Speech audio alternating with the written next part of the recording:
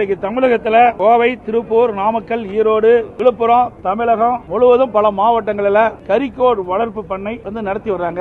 இதில் சுமார் 40,000 விவசாயிகள் கறிக்கோழி வளர்ப்பு பணியில் ஈடுபட்டிருக்கிறாங்க. இதுல சுமார் 5 லட்சம் பேர் தொழிலாளர்கள் பணியாற்றி வருகிறார். இது ஒரு முக்கிய தொழிலாக கருதப்படுகிறது. கறிக்கோழி விற்கும் நிறுவனங்கள் ஒப்பந்த அடிப்படையில் கோழி வளர்ப்பு தொழில் செய்து வருகிறார்கள். கிலோ ஒன்றுக்கு 6.50 ரூபாய் அவர்களுக்கு வளர்ப்பு கூலியா வழங்கிட்டு இருக்காங்க.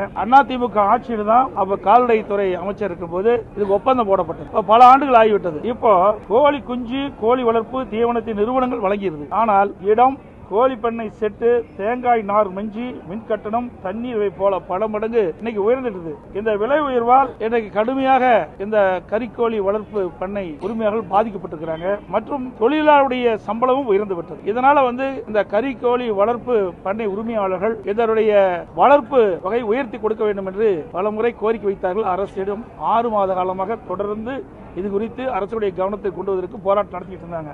ஆனா அவர்கள் அதை கண்டுகொள்ளவில்லை. அவர்கள் இன்றைக்கு இருக்கின்ற சூழ்நிலைக்கு தக்கவாறு இந்த மின்கட்டண உயர்வு, தொழிலாளருடைய சம்பள உயர்வு, இப்படி பல வகையிலும் இந்த கோழி வளர்ப்பு பண்ணையில் இருக்கின்ற இந்த உரிமையாளர்கள் கடுமையாக பாதிக்கப்பட்ட காரணத்தினால அதை 6 ரூபா 50 காசிலிருந்து 20 ரூபாயை உயர்த்தி வழங்க வேண்டும் என்று கோரிக்கை வைத்து வந்தார்கள். இது குறித்து அரசுடைய கவனத்துக்கு கொண்டு வந்தாங்க. அரசு 7/1/2026 மற்றும் 21/1/2026 முத்தரப்பு பேச்சுவார்த்தை நடத்தப்படும் என்ற அறிவிப்பை கொடுத்துவிட்டு முத்தரப்பு பேச்சுவார்த்தை நடத்தல, நிராகரிச்சிட்டாங்க. இதில் சுமார் 40,000 விவசாய குடும்பங்கள் இதில் பாதிப்புக்குள்ளாகிறாங்க.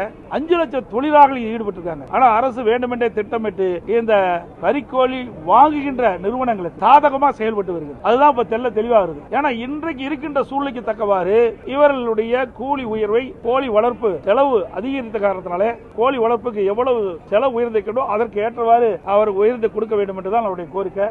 இதை 0 நான் கொண்டு வந்தேன். இதை கூட பேசுவதற்கு இந்த அரசாங்கம் அனுமதிக்கல.